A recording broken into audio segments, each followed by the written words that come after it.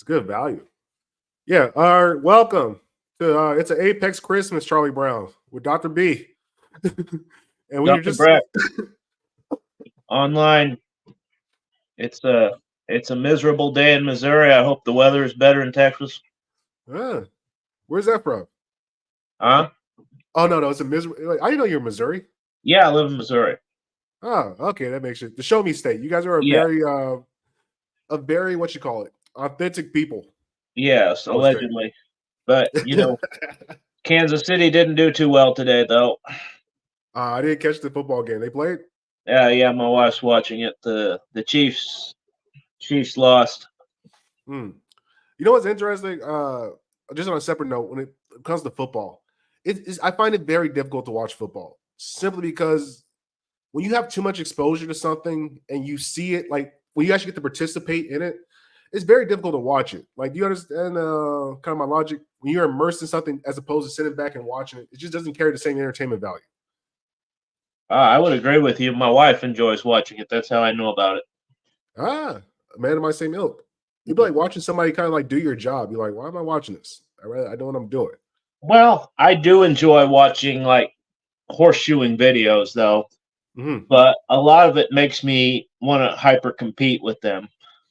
Mm. If I'm watching a video, I say, "Oh, I can do better than that." And I guess that's what you're talking about with football. You're thinking, "Hey, I could do better." Yeah, it's like that, and I don't know. It's different when you have an objective base of watching something. When there's no objective, I like when I was playing football, I used to be able to watch it religiously. But then once you kind of get away from the game, it's like, what am I watching this for so much? There's no objective to me gaining. So I should probably take back about watching somebody do your job because I watch people mount TVs all day. That's like on my Instagram feed. Well, I mean, yeah, it's just a waste of time though to watch football. Yeah, this is true. But anyway, speaking of wasting the time, we were just carrying a dialogue about getting married in today's age, and I'm willing to propose. I'm actually going to test the theory. I believe getting married in today's age is by far the easiest time to get married because there's nobody courting. Like Yeah. I had a conversation with Mr. Thought yesterday, and he says in like most women's life, they might only get courted 1 to 3 times, and Yep. that's if they get courted. And that was like back in what I think he's like a 50s or so. So in today's age, how many guys are actually, what you guessed on a percentage, are actually trying to court, like come in with a plan, a life plan to get married with? I wouldn't even hazard a guess. Less than 5%. Yeah, I think you're being generous too, Yeah. and that's why I think like the prospects are much easier because you don't have to come in with as much things built. If you at least got the plan set and you say like, look, I'm looking to rock for the next 20 to 30 years, if not the rest of our life. That's a tough thing for a woman to turn down. 20 years of stability, or at least knowing what you're going to get to some degree. Yeah. Well, I think the only problem is women have a lot of preconceived fears of long-term relationships. Mm. They're afraid things will go south on them, or they'll get stuck with an abusive spouse, or they just get all these horror stories from Oh, childhood, from the time yeah. they're children. They watch all these movies, and they're scared of stable long-term relationship. It seems to Mm. me. No, I would agree with you. And when you think about most of their relationships, they're really short when you think of them in mind. Like most the average relationship, I think the average marriage in America right now, I think is like 7 years. That's incredibly short. When the for pretty much most of human lifetime, 20 years was considered like a semi starting to get to a semi long marriage. Or that was considered relatively short, if you could call it. Like people were used to getting married for 40, 50, 60 years, basically living out life together.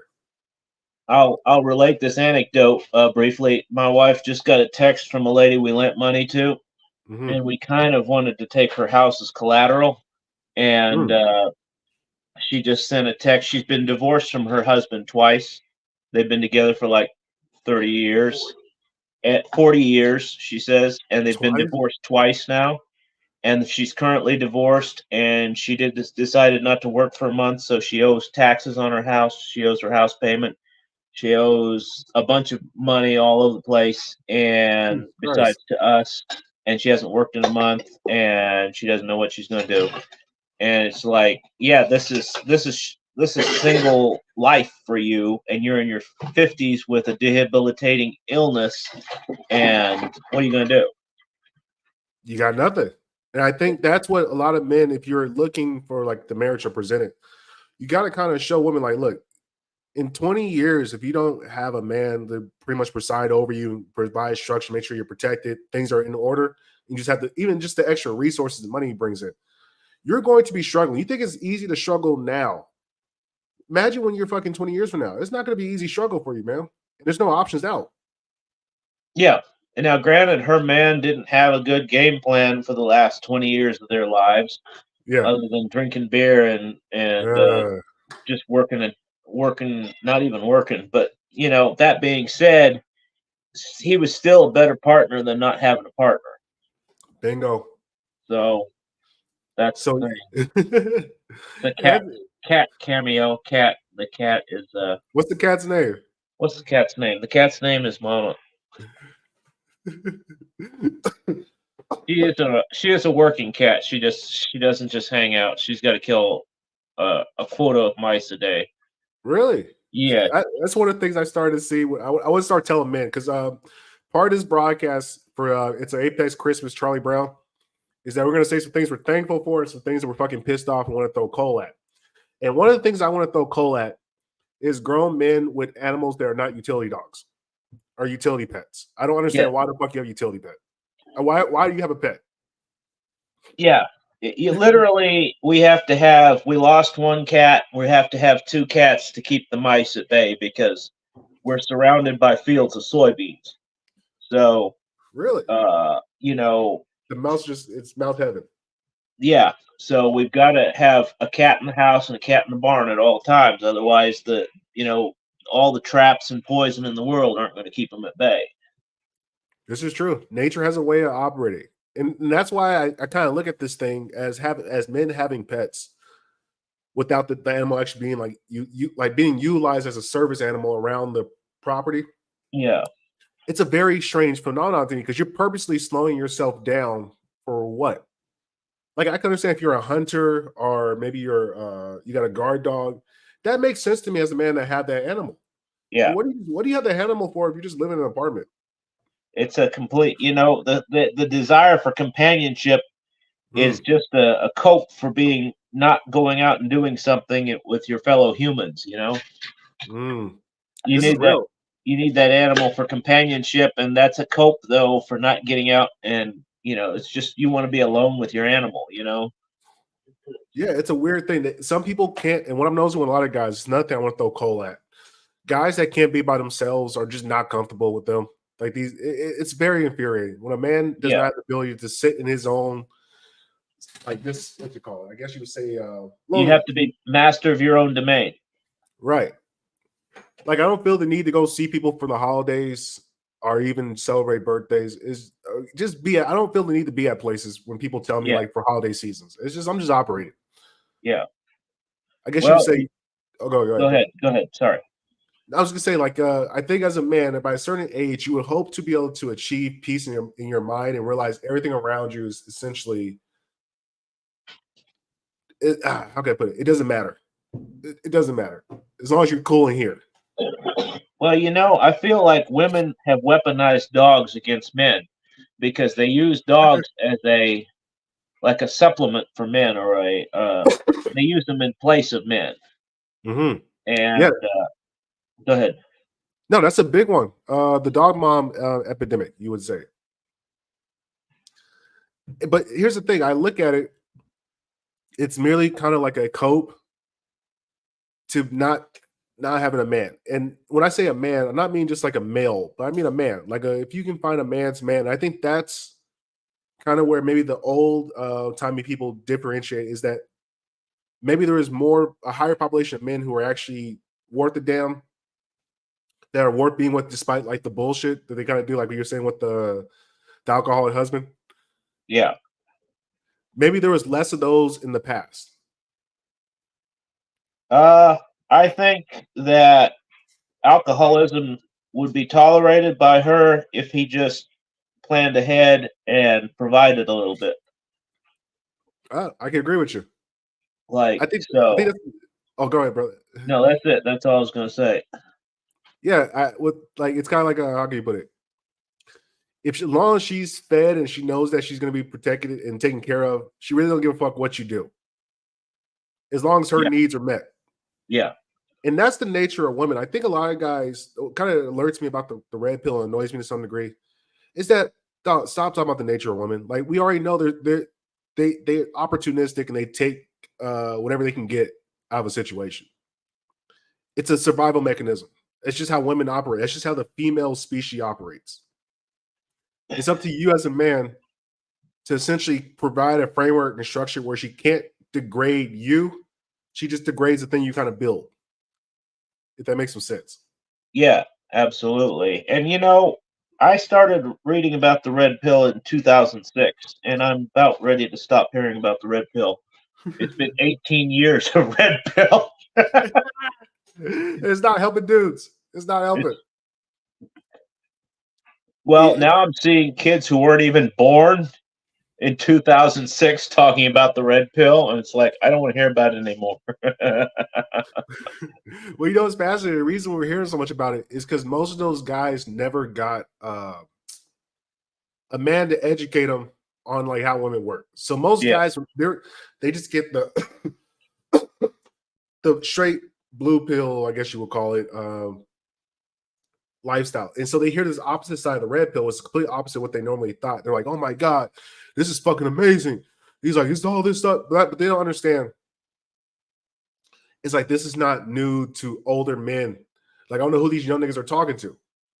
And basically most guys only use the red pill to get pussy, which is not actually winning in life. yeah, absolutely. It's about the whole fabric of existence, which has been pretty much, sex is supposed to be a large part of existence instead of a very small part of existence. True. And you know what's funny is people don't understand you have to fall in love with the game of the relationship. If this makes some sense, like you have to enjoy the grind of it. It's like anything else. And I think a lot of guys only think far enough, like to the pussy, and that's as far as they thought it. They never thought even like an exit strategy or anything past getting ass, and that's why you see guys in such a disarray. There's nobody teaching like relationship maintenance or relationship building. Yeah, there used to be. Hey, here's the deal with that: is there used to be actually some good guys that were doing that in the midst of the red pill years, and Mm. nobody liked their broadcasts or their content, and so everybody's forgotten about them.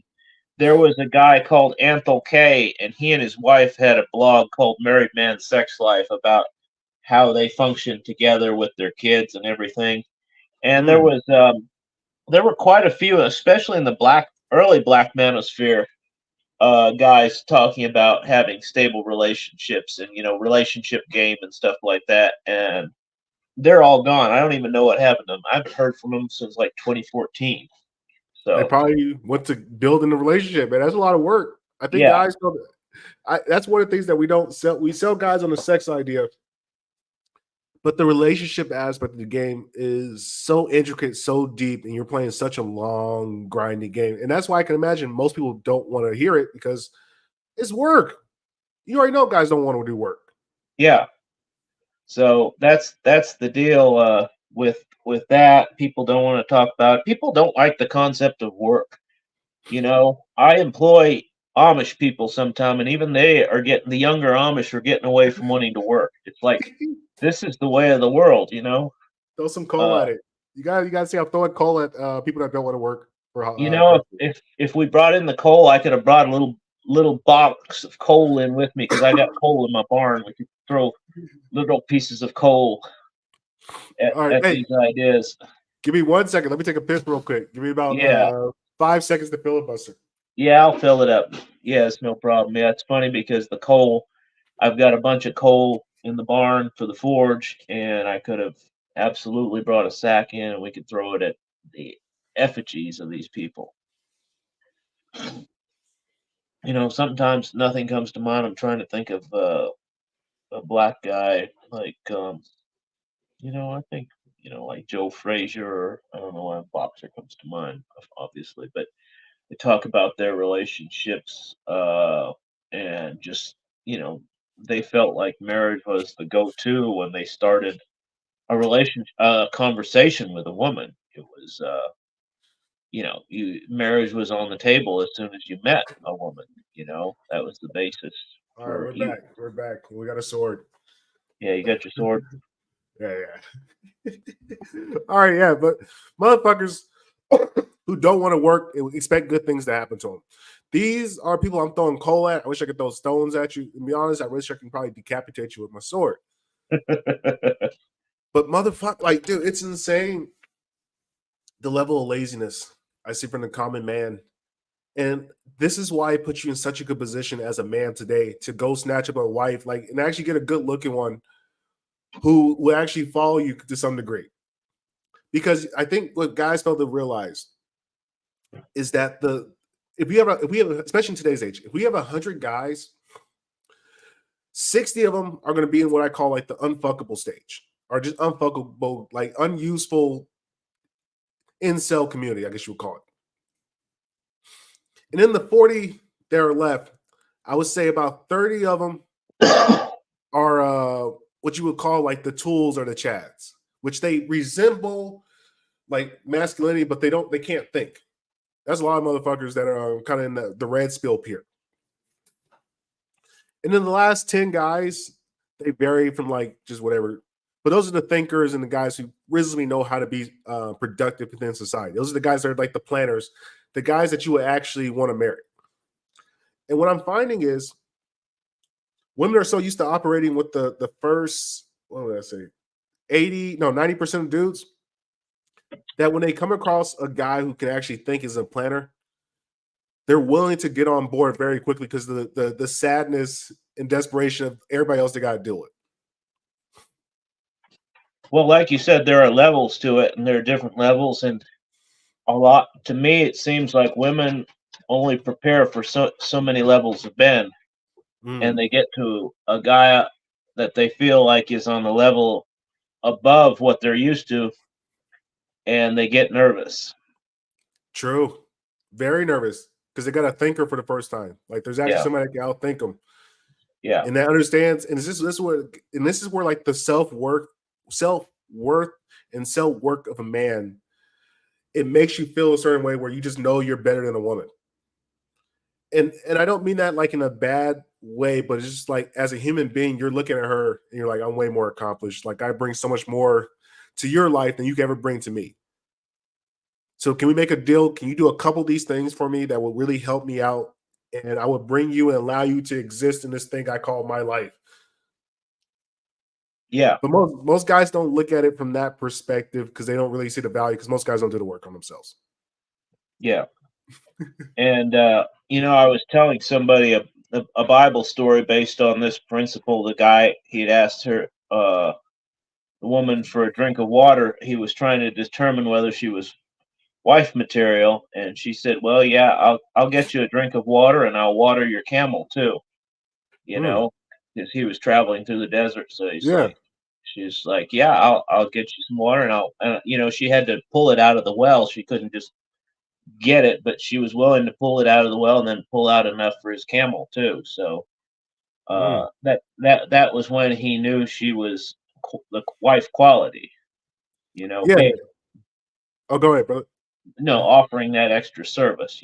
Being willing to volunteer that, which you won't see many women do. They don't. No. And it's really a shame because for the modern woman, it's actually the easiest time for you to get married when you're competing with other women because most women just don't try. Very few women actually give an effort to try to be pleasant.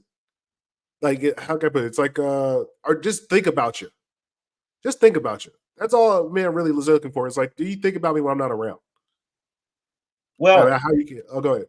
I feel like women are not putting up much effort in general. I went into a cafe the other day to get some breakfast, and The waitress literally told me, "I'm too fat to come to your table. You're going to have to come up front to place your order." Jesus Christ. And it's like she was Lord. friendly to me after that, but it was like, no, I'm never coming back here ever. I And feel that's it. not the exception to the rule. That's commonplace deal in our world. Women are not being forced to put forth any effort at all. And you're seeing this. Every woman's a business owner now. And they're running these businesses because they're not accountable to anybody, including their customers. And you Mm. see that the quality of work, and people let it slide because they're women. I let it slide. It's like, whatever. You're a middle-aged fat woman. I can see you're grotesquely obese. Whatever. What am I going to do? There's a cop in there. I don't want to say anything smart. At the end of the day, so people let them get away with this kind of behavior, and then they carry that into relationships. Mm. Very real. And you know why? I think there's no pressure amongst the men to amongst guys across the board to make women want to actually try to be better. Most guys don't require it. Like I said, the average the average objective of most men is basically to stick their dick in a hole. That's as far as they thought it through. And they're willing to tolerate whatever they got to tolerate if it means they can put their dick in a hole faster. And that's why relationships are in shambles right now, because that's basically the market. Well, it goes back to what Patrice O'Neill used to say. He said, "You know what? The basis for all deals is I am better than her." Mm-hmm. And men don't really think they're better than women. They They've been don't. psyoped. Well, listen, I don't think it's been. I think it's nature, man. I think we talked about this with the America is falling apart in the future America. Kevin Samuels always used to state that the men of past have developed civilization to be so great that a lot of guys can afford to be bitches, and a lot of these bitches are out bitching the guys that are trying to be bitches. Guy like a man's like one of the things that very annoys me in the black community is black men that talk about being productive and they celebrate being productive. It's not like there's a problem being productive. I understand, but nigga, that's the base. That's the basis. You should be productive. What the fuck else are you doing if you're not productive as a man? You're not gonna get a cookie. No, nobody's gonna give a fuck that you show up to your job, you take care of business. Nobody cares. That's what's supposed to be done. That's just how men have always operated. If you want to be celebrated, you gotta be celebrated for being extraordinary. That's the way the game is worked as a man. And a lot of men don't, how can I put it? I'm not saying you got to be extraordinary, but be above average. Most people don't want to be above average, but maybe that is what average means. Like, maybe because it is average, most guys are not going to be average. I mean, most guys want to be average or lower. If that makes some sense. You know what I'm saying? Yeah, absolutely. They want to shirk responsibility. That's why they say my wife's my better half. It's a Mm. way of evading responsibility because that puts the onus of culpability on her because she's the better one. Ah, that's a good site. The mommy, I guess you call it is it Oedipus complex or the mommy complex or some shit I like think that? it'd be the mommy complex. Yeah, there's some Greek Everybody term for wants it. a mommy girlfriend. Yep. And that's what most guys are doing when they're playing house, is that they're basically fucking their mom. That's essentially what is the girlfriend situation at the house. Because in no other lifetime in humanity history that did men live with women that were not their wives. So if you're not living as like husband and wife, or you guys don't have future plans of being husband and wife, or there's never been discussion about what your guys' life looks like 20 to 40 to 50 years from now. What are you guys talking about? What are you doing? I guess it's all it can be is just emotional blabble. Yeah, when it comes down to it all, it's just an evasion of any kind of responsibility, as a man, as a citizen, as a taxpayer, as a head of the household, as a homeowner. You can evade all responsibility. You don't Hmm. have to be a husband specifically, She has equal rights. She's just my housemate. She's my living girlfriend, this and that. She has just as much say or even more, they'll say stuff like that. Yeah, like you said, the invasion of responsibility. Yeah, you don't have to make any decisions. Mm. And see, I found myself I think every young man at some point you find yourself in these situations if nobody taught you better. But the sad thing is, I see a lot of guys never learn, even at the older guys. A lot of guys just try to deny it in the coping. But I think what we're getting to now in America, and reality is going to start smacking a lot of people in the face. And that's one of the things I'm kind of seeing amongst people is that there is I guess you would like, I think we were talking about a societal rumbling where reality of like the toughness of times, lack of economic prosperity for most people, which I don't understand how you have low economic prosperity in today's age. I just don't see it. Maybe it's just they're not paying very well for jobs, but if you go start a business and you're good at what you do, you're going to make money. It's impossible to not make money if you're good at business. You know what I'm saying? Yeah, absolutely. I mean, all I see is there's 1,000 or hundreds of thousands of Mexicans out there driving new pickups because of their lawn care or their tree their what are they called, tree service Yeah.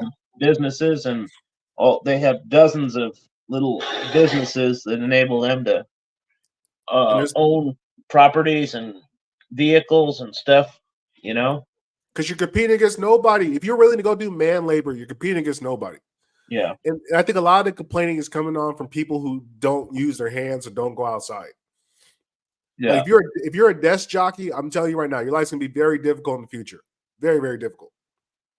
Well, as it is, I don't know how people are making it. I really don't. You know, everybody. I will tell you right now, I'm at a pretty good sized gym, and I drive the worst vehicle, the oldest vehicle in the lot, and Right. I don't know how guys can afford to work an 8-hour day and have a brand new pickup with a payment on it and come to the gym before 5 o'clock. So we're going to find out next year, I think. That's a real talk. Because I look at this now, like even when I think back to my old paychecks and I kind of look at it, because I've been free full-time pirate mode and just working for me for the last 6 months now. And now it's like I'm hitting a stride. And I think back to my old paychecks where I was getting like 1,800 every 2 weeks. I'm just like, Jesus Christ, I was getting dog shit. Yeah. And then I'm thinking that I was pretty well paid compared to most people. Like say somebody who's working $15 an hour. I don't know how are you paying anything at $15 an hour? There's a lot of people getting 900 every 2 weeks. Whoa. So I was like, there's going to be some stress. There's going to be a breaking point where people are going to either society just breaks out into like hives and people just get sick and we start seeing people die off psychologically. I think that's more so. Or we see new prosperity of Americans starting to take their own business and figuring things out. But I think it's more likely we're going to see a psychological just massacre of people. Yeah, I wish it would happen sooner than later. But I agree with you. Things are going to get difficult, and sooner the better, from my perspective. The Great Correction. But it's funny you mentioned the. I met this one guy. He's 22. I said, "What? So what do you do for a living?" He said, "I'm a realtor." It's like, you're a realtor in this economy, drives a brand new car. It's like, how are you now? I don't even know how that works because all the successful realtors who are my clients are basically like middle guys that borrow. They manage the borrowing process with they work with a lender, in other words, so they don't really actually sell houses so much as they facilitate loans, because actually selling houses won't make any money, It's a long fucking game. Yeah. And at 22, you don't know shit. What the fuck Yeah, are you I don't telling know how people? you're a realtor. That's insane. I'm not trusting no 20-year-old to fucking give me a house, nigga. Yeah. I want an But older seriously, person. you find a lot of those guys out there, they want to have white collar jobs, but they're just not those white collar jobs aren't there anymore. They're not, and nor should they be. I believe here's one of my principles, at least as a man. And this is why I try to explain to young niggas, like, get your power drill, learn how to use it. Because there's more women than there are men. And you got to understand the guys who are hiring these positions don't want to be around a bunch of dudes. So if you're actually a legitimate dude, like they're not going to hire a threat. Why would I ever hire a fucking threat that could take my job impossibly? Why would I even put you in that situation?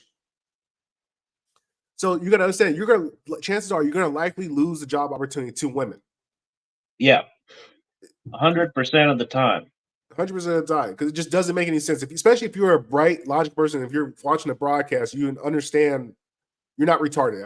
I imagine if you're watching a broadcast, you're not retarded. I would hope so.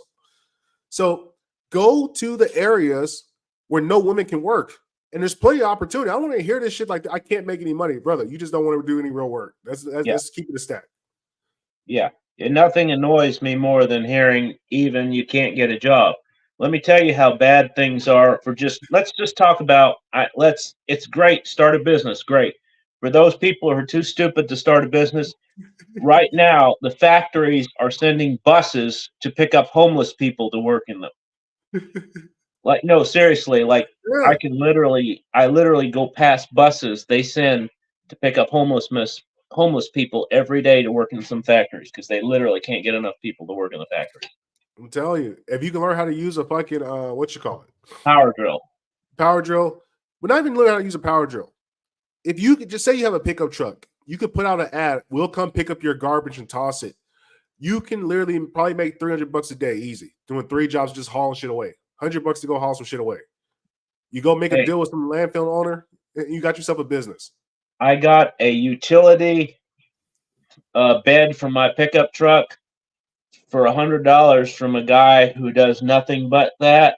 And he and his wife are making so much money right now. They're fixing to open a store for all the stuff they've cleaned up. Yeah. They've been able to, pick up all this usable, resaleable stuff for free that they are looking for. They want to find the right building to start a resale store. And you know what's funny is like they could probably fund the store, even if the store wasn't making any money. They could probably fund the store with the money they're making from picking shit up. All tax. Well, no, that's what they're doing right now is picking stuff up. Yeah. But they're picking so much stuff up that they're able to. That's what they're going to do is resell stuff they pick up. And they're getting paid to pick up the stuff and dump it in the dump. But they're sorting out what can be resold and what can be dumped. Right. Oh, that's what I mean. I was saying like they're making probably so much money just from picking up things to throw away. Oh yeah, absolutely. They can literally fund their store. No, that's the store's just a side hustle for her. Yeah, which is crazy. That's what I'm trying to say. Like guys understand the power drill, the power of it. You can go get your girl because your girl. Here's the thing: like a lot of guys fail to understand. If you work from home, you're a click-clack motherfucker, and it's not to be disrespectful, but it's hard for your woman to respect you to some degree because she could do your job. And no woman wants to have a man where she could do what he does to keep everything going. And that sounds fucked up, but I really think that's the way women think. They want to see a man doing man shit. Absolutely. And I'll throw out another good tidbit of game for people who are going out for their first power drill. Power drill batteries are expensive. Go find somebody who cleans out storage lockers and buy some cheap batteries for your drill. Wait, how much is the average? I'm thinking about replacing my drill set pretty soon, but how much is the battery for a drill? I have a cheap Craftsman drill, and it's like $50. What is it? $89 for a battery. Are you serious? Jesus yeah. Well, I got all my batteries. They came with my I got like 2 sets that came with the fucking package deal that I bought. Yeah. Jesus Christ. But you probably have one of those no, because you do the horse shit. Well, no, I've got a set of Craftsman tools. Oh, okay, got you. Just at the house. The driver and a regular power drill. Yeah. And no, I just use them for I use them with my business some, but just have them and drill batteries are universally expensive if you've gone to Lowe's or any place and are wanting to start out. So what I suggest is you just buy the drill and then you go find somebody who cleans out storage lockers and has a bunch of, surplus tools for sale and buy the batteries from them. You know what? We gotta put that in the course. I'm working on this the power tool course. Yeah, that's for brokies who can't afford new Yeah. equipment. Yeah, we all got some new level. One of the things I've been preaching is like you could take over your neighborhood just by walking around and say, hey, I'm a handyman, I fix things. Do you have a problem? And then like probably even like put like a little poll like of a scannable thing and then like a little checklist of jobs they need done. And like you really thought about if you walk around the neighborhood, if there's 100 houses in the neighborhood, chances are like there's at least 60 of them that need some work done. They need something fucking done, especially if there's older people or just women. And so You there's know, no go ahead, brother. since you've been talking about this, I've been looking into this more and going to Lowe's more. And there is never a better time to become a handyman because Lowe's has so many tools that are basically made for dummies, and fix it kits for like plumbing and stuff where you can fix under sinks really quick and cheap, and you Yeah, can do plumbing really quick and cheap. And they have all these kits for like $6. And so this has never been a better time to start doing all that for people. yeah. Dude, I had a conversation with a young man. He's a plumber. I think he's just finishing up his trade union. But I was telling him about the TV mount because we hooped together. And he sent me a job TV mount, but I catch his full in Whole Foods. He's like, bro, he's like, thank you for putting me on the game. I'm like, oh, you're making some cash. He's like, bro, he's like, sometimes I feel guilty. Like I tell this nigga like 150, 160, but I'm like, dude, how much gas I'm paying? I should charge double. I'm like, bro, tax him 300. You're a plumber. Tell him like 100 just to come out to see your shit. Like, you don't understand. Nobody's touching you. Because if somebody's sink is fucked up, listen, they don't have all in the day to be fucking arguing. It's like they gotta get their sink fixed. And he's Now, like, bro, we'll you're right. Oh, go ahead, brother. Now, I will tell you something that's been going on in my business that may potentially come into other businesses, and that is I've been doing what you've been doing and charging pretty high rates for my services because I'm very reliable. I show up all hours, I stand by my work, and so forth and so on. So I've been charging, quite a bit. And so a lot of these old guys who were semi-retired or completely retired and didn't need the money have heard that I've been charging this much, so they've been coming out of retirement and charging half what I've been charging Oh, to, dirty to bastard. undercut me. But here's the And thing, though, they're not gonna be around forever. that's true, and it's I'm not bothered by it. It hasn't cut into my bottom line, Yeah, but I'm just saying that's what some of these people are doing right now. It's kind of funny, but it's kind of annoying too. It don't bother yeah, me, but it's still annoying that they said, "Oh, Dr. Breck is charging that much. Are you kidding? I'll do that for half that price." Because they're retired. They got everything paid for. ah, They yeah. got It's their kind of a house cheat. That's paid right, cheat for. code. Yeah, they're cheat coding. Yeah, What do you need the extra money for? Shouldn't they be all right?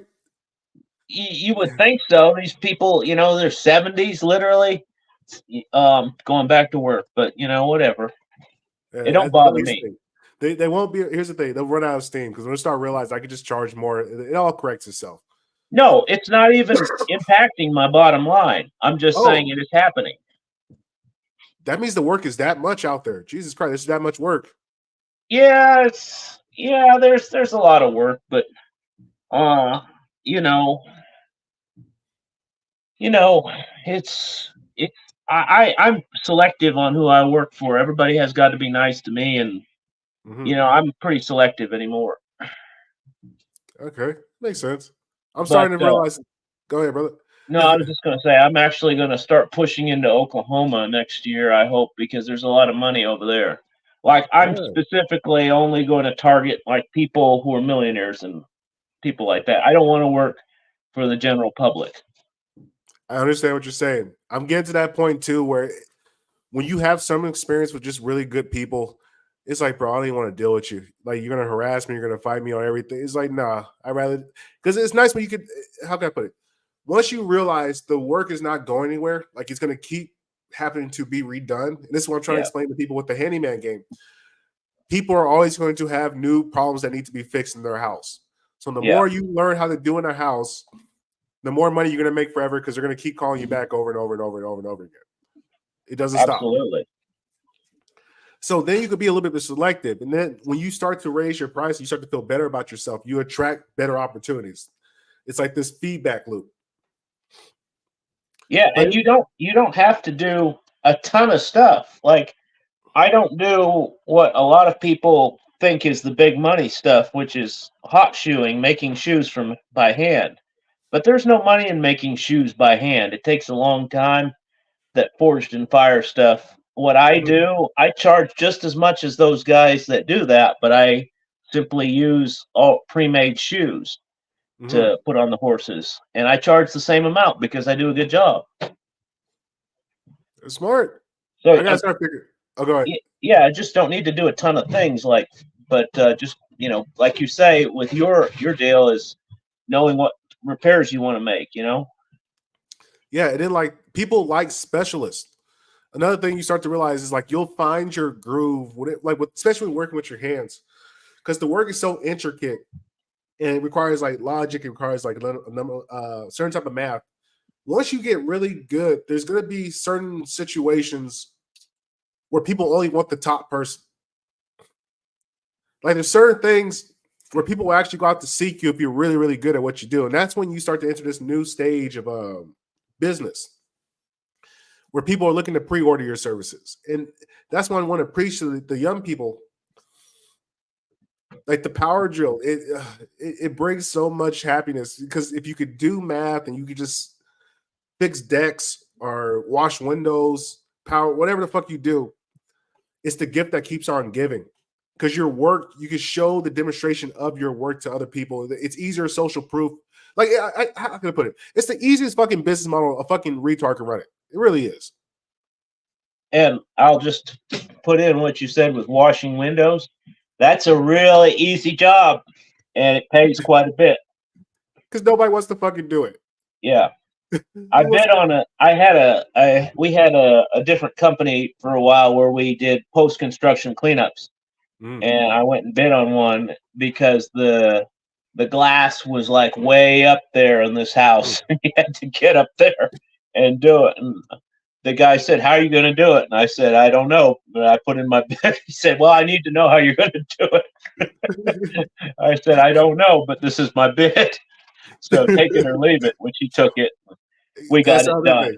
That's the other thing too. People don't realize a lot, like the shortage of man labor for like just all things like repairing concrete or repairing driveways, fixing decks, washing windows. Like there is so few people, so few companies that actually do it correctly and right, that you could throw out almost any number out there. Motherfuckers going to take it because it's either that or it doesn't get done for a fucking year. Yeah. And that's the fascinating part. Or it doesn't get done right. And yeah, there's a ton of work.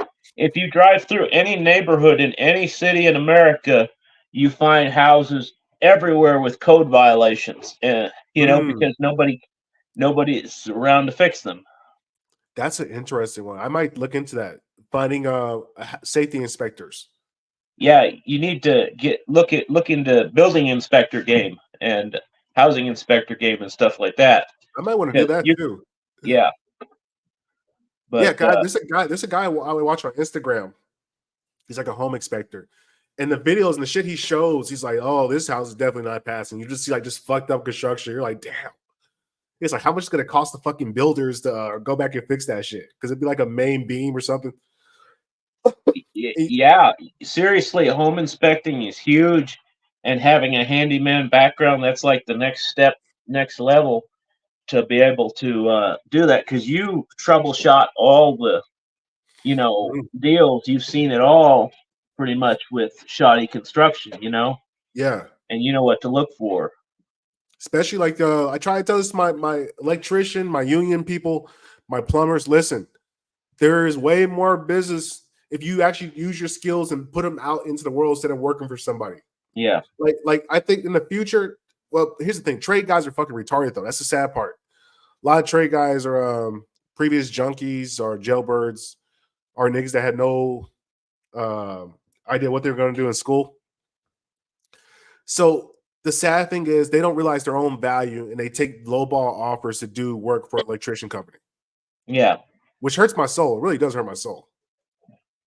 And if you do a fair offer, like I just had my barn wired for welding by an electrician, and he gave me a very reasonable deal. He made money. It was a really good deal all around, you know. Hmm, And that's fucking some dope. company had come in before, and they literally were going to charge me twice what he was going to charge me. Oh, 4 times, she says. They were going to charge us 4 times what he charged me, and he made money. He was driving a brand new pickup, that's what I'm and saying. you Being know, a- self-employed electrician. And you can afford. That's the thing. The beautiful thing about being a solo guy, because eventually, I mean, you might want to expand and get other teams, but guys don't understand. It's the greatest glorified job you could ever have.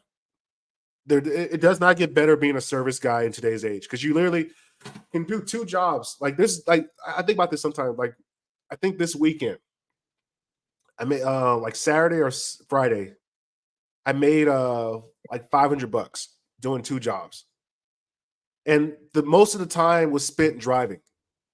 It takes me about 15 minutes to mount a TV. There are 2 TVs in the house and another big TV in another house that took me about 30. Hour and a half, $500. And I go home and I just sit. I think I just can't believe this is fucking real. This is incredible. It's a fucking like, and like the job's not even difficult at this point. And I think about to the days of how hard these service guys work as electricians or plumbers.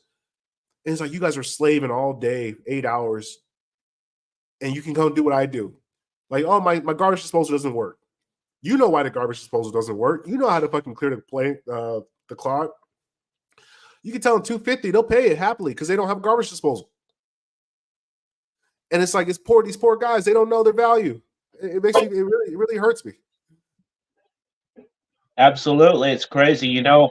And like I said, one of the things that holds some people back is that they're not secure. But once you get a taste of the money, you really can't go back. True. I can live. I'll live 2 days with making no money if I can make 1,000 in one day. I can live with it. Yeah. I can live with that anxiety because always down the corner. Always Well, down the corner. There's something coming. There's something down the line. I had a kid with me one day, a very talented, handy kid, and I took him out with me, and I told him, "I'm gonna really need you for this job because I know you're good," but he's just insecure. And I said, "I'm gonna split the money right down the middle with you, even though it's my deal." And you know, since he's gotten a taste of, in that case, he made 300 in 2 hours, Insane. which he can't go back from that. Mind blowing. Mind blowing. Well, anyway, dude, I want to go get some food. I'm fucking starving. It's Christmas. I just been drinking coffee and smoking and making videos. Appreciate you guys for listening. Dr. B, stay on the wait, should we call you Dr. B or Dr. Breck? Which one do you I like? don't care either one. Dr. Base probably works great. Yeah, you So guys send me the ad on your YouTube so I can put this on the description link. yeah, I'll do that. And it's been great being on. I hope you have a good rest of your Christmas and A great one. have a good night, everyone. Thank you, people.